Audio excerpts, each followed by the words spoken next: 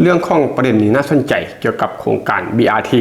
ซึ่งคนในสังคมลาวก็ตั้งคำถามว่าเป็นยังคือเอาสถานีไปตั้งไว้กลางทางคือบ่เอาไว้ขอบทางการที่เอาไปตั้งไว้กลางทางแบบนี้จะเห็นให้การสัญจรแออัดกว่าเก่าบ่เชิงทางข่าวเศรษฐกิจและการค้า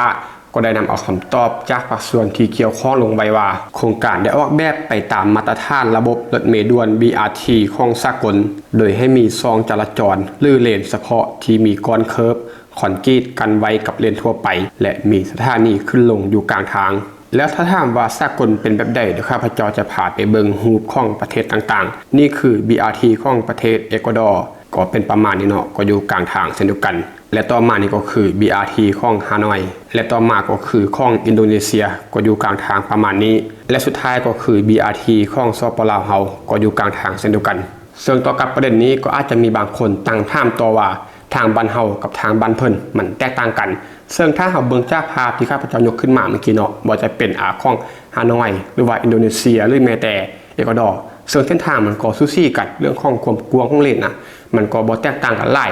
สำคัญที่สุดน่าจะเป็นเรื่องของระบบการจัดการหลายกว่าเนาะเรื่องของการอำนวยความสะดวกของโครงการนี้ว่า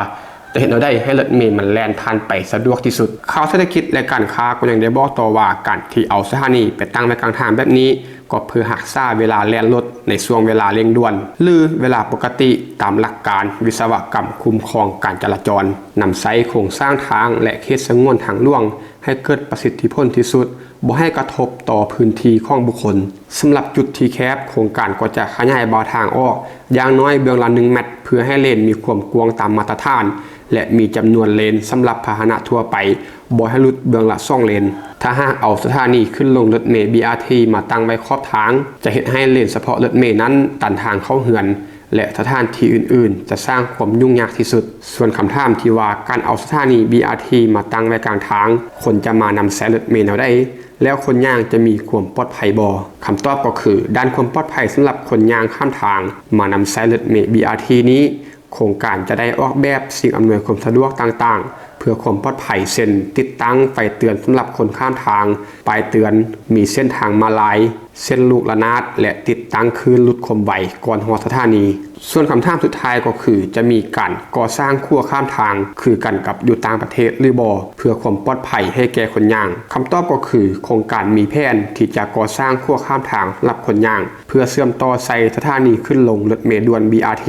เพื่ออำนวยความสะดวกและรับประกันความปลอดภัยเบื้องต้นแมนได้ลงสำรวจจุดก่อสร้างระหว่างตลาดเสา5คิวรถเมล์ขั้วดินนอกจากนั้นก็จะแมนจุดดงโดกและอื่นๆก็ประมาณนั้นสำหรับคำตอบของโครงการ BRT กับคำถามที่ว่าเป็นยังเขื่อไปตั้งไว้กลางทางคือบ่เอามาตั้งไว้ขอบทางก็จับใจความหลักๆได้ก็คือถ้าเอาไว้อยู่แคมทางมันก็จะตันทางเข้าเหือนของประชาชนมันก็จะสร้างความยากลำบากเอาไว้กลางทางแบบนั้นก็คือตามมาตรฐานสากลแล้วคนที่จะข้ามไปใช้บริการจะมีความปลอดภัยบ่ทางโครงการก็ต้องประมาณว่าจะเฮ็ดทางมาลายจะเฮ็ดคืนชะลอความไวก่อนที่จะฮอดสถานีแล้วก็ป้ายเตือนต่างๆแล้วก็คำถามที่ว่าจะสร้างขั้วเนาะก็คือสะพานหรือว่าขั้วข้ามไปสถานี BRT บ่ซึ่งทางโครงการก็ต้องว่าจะมีการก่อสร้างซึ่งปัจจุบันก็อยู่ในช่วงที่สำรวจที่จะก่อสร้างแล้วก็ในช่วงที่หารือกัน